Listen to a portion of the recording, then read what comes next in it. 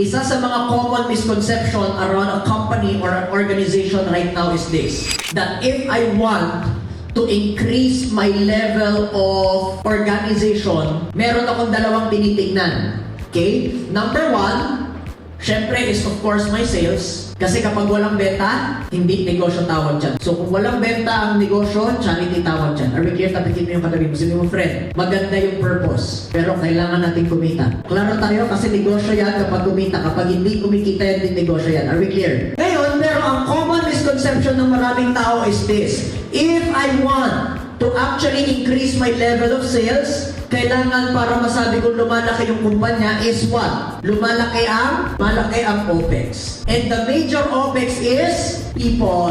Of course, manpower. The second major OPEX is infrastructure. And the rest is what? Anything and everything, miscellaneous. This is the traditional way of looking at any organization.